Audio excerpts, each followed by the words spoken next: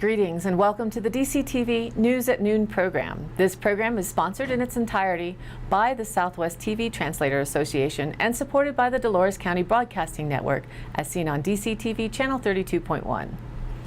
The News at Noon program is the best doggone news around the Four Corners area. We hope to continue to save you hours on the web by bringing you the richest variety of news and commentary for the Four Corners region. With all that said, I'm Kendra Cook and my co-host is Jerry Tope. And now for February 10th, 2016, here's the news. According to the Durango Herald, long-term housing for homeless people in Durango could help them put their lives back together and lower the strain on public health care and other social services. Pursuing this housing project was one of the next steps the Durango Homeless Coalition would like to take, as announced at the Durango City Council meeting on Tuesday. It may be possible to build 30 to 40 units of permanent housing for the homeless on city land south of Avenida del Sol, near other social service providers, said Greg Hotch, the Director of Community Development. Social service workers would live in the apartment buildings to help the residents find services. This model of providing housing has been successful in Utah and other places within Colorado because once an individual has a home, he or she can focus on other issues like addiction. To be built, the project would have to qualify for tax credits. The requirements for moving into the housing would likely be decided by the agency running the housing. Aside from housing models, the coalition has also been working to understand the problem of homelessness, educating the public on giving to charity rather than panhandlers, and educating the homeless community on camping safety. According to the Cortez Journal, a Cortez man stabbed another man Halloween night and is expected to receive 2 years of probation after pleading guilty to felony menacing. Jimmy Wayne Mahan, 38, struck a plea agreement Thursday with the 6th Judicial District Attorney's Office. Formal sentencing is set for 9 a.m. March 31st in District Court. According to the arrest affidavit, Mahan was involved in the altercation early November 1st in the parking lot of the Durango Downtown Inn. Mahan realized police had been called and tried to retreat to his room at the motel. But a woman inside the room would not allow Mahan to enter and put her arms out to block his entry, according to the affidavit. Mahan slapped away her arms, according to the report. Another man witnessed this and grabbed Mahan's shoulders to prevent him from entering the room.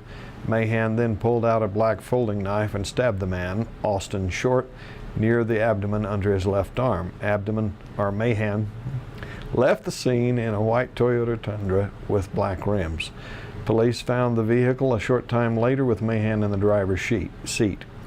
According to the affidavit, he had a black folding knife and dried blood on his hands and on his jacket. In an interview with police, Mahan claimed he was defending himself from a man who punched him and knocked him to the ground and was preventing him from entering his room. Reported in the Durango Herald, encouraging developers to build more affordable housing was the continued focus of the Durango City Council on Tuesday. The council discussed tweaking the city's fair share ordinance, allowing extra units on a project-by-project basis and encouraging condos. No affordable units have been built since the city enacted the 2008 fair share ordinance meant to encourage affordable units. Instead, developers have been paying fees which support the Regional Housing Alliance of La Plata County, which works with first-time home buyers. Raising the fees could help turn that trend around. Under the FAIR ordinance, developers pay about $9,200 for each unit they build if they choose not to provide affordable units. The estimate is that the fee would likely double to come close to what it costs to build a unit. If a developer chooses to build units to meet their fair share requirements, 16% of the units in the development would need to be affordable. According to the Durango Herald, for some it's obvious. Why wouldn't you meticulously plan the location of some 3,000 new oil and gas wells to protect the likes of Mesa Verde National Park and Phil's World mountain bike trails? Others claim it's merely a tactic to delay the inevitable. A master leasing plan doesn't sound provocative, but bitter lines have been drawn as a result of the Bureau of Land Management planning the future use of its federal land in southwest Colorado, 92% of which is open to gas and oil development. Debate now lingers over whether the BLM should engage in such a plan to further analyze when and where new wells should be drilled. Conservationists and recreationists in support of a master plan say the study will give natural resources and recreational uses the same level of priority as gas and oil development, which the BLM has historically favored. Energy companies and those dependent on the industry argue the BLM already has protections in place. And the call for additional review is a cheap attempt by those who wish to see fuels remain underground. The San Juan Journal reported that the Monticello, Utah City Council has decided against proceeding on an idea that would have absorbed the Monticello Police Department into the San Juan County Sheriff's Office. Pros and cons of the idea were considered at the January 26th meeting of the City Council. Rough estimates are that the costs for each option are roughly the same at approximately $300,000 per year. The discussion focused on the advantages or disadvantages of the city having its own police department. The idea was considered after the January 12th termination of longtime police chief Kent Adair and the firing of Officer Cole Young. Avery Olson is currently the only employee of the three-member police department. The chief position has been advertised and some applications have been received. City Manager Ty Bailey said it could be hard to restart a city police force. He added that if a sheriff did not want to continue an arrangement with the city, it could be nearly impossible to get vehicles and equipment necessary to have a functioning police department, and that does not even include getting personnel hired. The council was amicable to not consolidate the city police force and the county. They determined to pursue the filing of the chief of police position. And now, let's take a look at the weather, Jerry. The forecast for our region calls for temperatures above average and climbing through Saturday with a slight drop Sunday, followed by a warming through Wednesday of next week. Models suggest temperatures from the upper 40s to the mid 50s for a 10-day period. The only exceptions are for tighter, deeper valleys. The inversions continue. Those are mostly in the north, but include the upper Gunnison Basin. Temps for the southwest corner of Colorado are expected to reach the 60s this afternoon, with a strip in the middle of Texas from top to bottom in the 70s. Thursday will see the top half of the state in the cooler 50s. The high pressure system, as was expected, dominates the west half of the country, so snowmelt, as you county commuters know, will continue to make graveled roads nasty muddy. But the warmth might give enough time for grading just before the next storms, which are 9 days away approximately. Valleys with inversions that have had fog in the nights and into the morning can expect the same again tonight. The trough you see producing rain in the northwest will move snow showers into the eastern Uinta and the Elkhead Mountains late Friday and into Saturday. The speed of this system and the amount of moisture in it are unpredictable as of yet, and so we don't know whether it will produce more than skiffs for sure, but not much is expected, and it will stay well north in the Pacific Northwest and northern Colorado mountains in any case. A deep upper level trough over the eastern third of the country will slowly move off the east coast by tomorrow evening. With cold air flowing over the open waters of the Great Lakes, lake effect snow will develop downwind and over the higher elevation of the northern and central Appalachians, along with parts of New England through Thursday evening. Another upper level disturbance will move over the northern high plains to the central plains tomorrow. The energy will trigger light snow over the region on Thursday morning and into Thursday evening. In our 5-day forecast, we're hoping for the best, so we'll give it just like it reads. Highs tomorrow through Monday in the next week are to be in the lower 50s, and lows in the night in the 20s are the expectation, with mostly sunny conditions for the stay of this marvelous high-pressure system. And now back to the news, Kendra. Here's an interesting article put out by ABC News. Suburbanites are all aware of gated communities with houses clustered around golf courses, swimming pools, party rooms, and fitness centers. But homes built adjacent to functioning farms? Well, welcome to AgriHoods, pastoral ventures with healthier foods as their focus. This farm-to-table residential model has been sprouting up everywhere from Atlanta to Shanghai. It involves homes built within strolling distance of small working farms, where produce matures under the hungry gaze of residents, where people can venture out and pick greens for their salads. Developers say real estate developers are looking for the next big thing that gives them a competitive advantage. There are many variations of the agri-hood. Some developers rent acreage to farmers, some set up nonprofit CSAs, community-supported agriculture programs, and some have the residents growing it themselves. Agri-hoods frequently include farmers markets, inns, and restaurants sited in communal hubs where the edibles are processed or sold. Prices tend to be a lot cheaper for agriculture-centered dwellings than for homes facing golf courses. Along with their higher operating costs, many golf course developments face concerns about water shortages. Some are being pushed towards becoming food-based operations, said Matthew Redman, owner of Agriburbia, LLB, a Boulder, Colorado-based business that designs, builds, and operates farms. He said the issue is making more calories out of the water we have, growing things that are better for you, and fewer people are playing golf these days. He predicts we'll be seeing a lot of golf course conversions in the next 10 to 15 years. According to the Durango Herald, entrepreneurs such as Bill Gates and Steve Jobs didn't wait until they graduated college to get their careers going, and neither are the students involved in Durango High School's DECA program.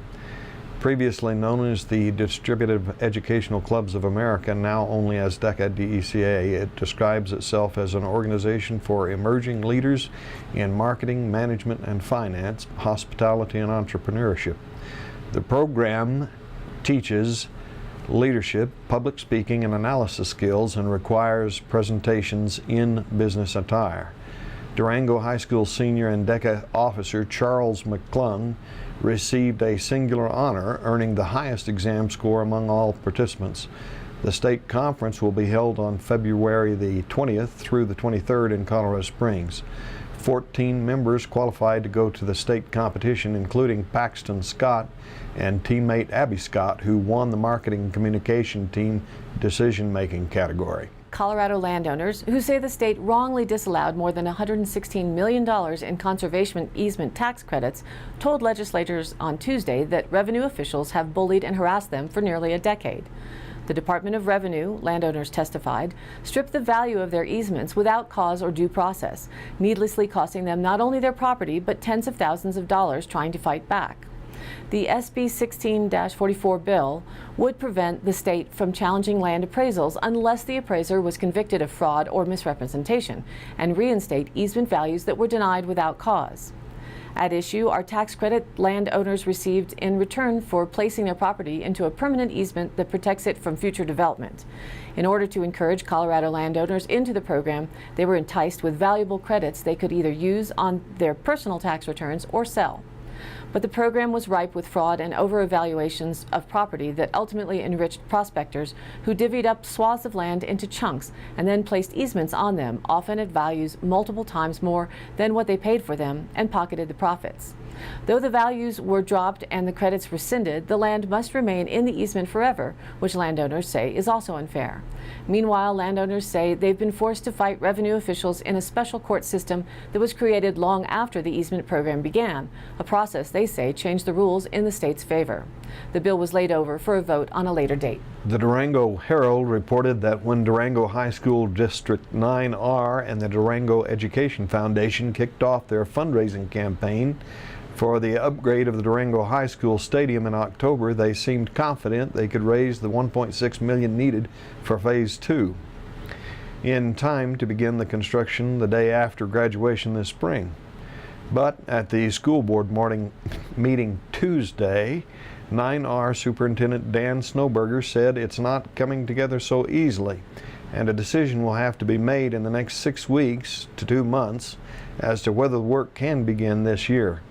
The Citizens Advisory Committee has not been able to find businesses that can write checks for amounts as high as $750,000 for field naming privileges, he said, but some would be able to pledge $75,000 a year for 10 years. The district might be able to finance the Phase 2 remodel at no or low interest with firm pledges, the superintendent said. The board conducted a straw poll to allow district officials to explore the financing option, with a report due at the February 23 board meeting.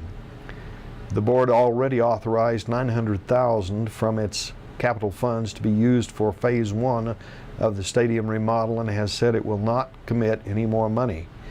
Already, interest exists to fund the third phase, which will include a training center, by several entities involved in the healthcare field, the superintendent said. In today's high country happenings, the Mancos Valley CSA is now accepting members for the 2016 season. This is a community-supported agriculture program offering an array of locally grown produce, grass-fed beef, and free-range eggs available weekly at an on-farm pickup location. The season runs from June 2nd to October 27th with a variety of CSA pricing. You subscribe as a member for the season and receive a box of fresh local food every week. There are a limited number of shares, so you can call 970-387-8486 or email them at mancosvalleycsa@gmail.com to find out more or sign up. The 11th annual Lewis Areola Community Center Chili Supper and Pie Auction will be held Friday, February 19th at 6 p.m. at the Lewis Areola Community Center on Road S in Cortez. It's $5 per person or $5 for $20. Eat supper, buy a pie, and visit with your neighbors. You can call Chan at 560-4782 or Tracy at 882-4621. And don't forget that this Friday is the Dove Creek Food Pantry Care and Share opportunity from 10 a.m. to 11:30 at the Dove Creek VFW Hall for Dolores County and Egner, Colorado residents in need of food. We'd love to share information about what's happening to support all of the regional groups, individuals, and communities, so please let us know your event by sending an email to dcbnnews@gmail.com, post to Facebook/DCTV News at Noon, or call 677-4119. Again, thanks for tuning in and also using our online sources. This show is aired live at noon Monday through Wednesdays and rebroadcast at 2:30 and 8 p.m. And you can also rewatch the broadcast on YouTube at the DCTV News at Noon channel. For Jerry Tope and all those working to bring you DCTV and the News at Noon program from Dove Creek, USA, I'm Kendra Cook. Goodbye for now.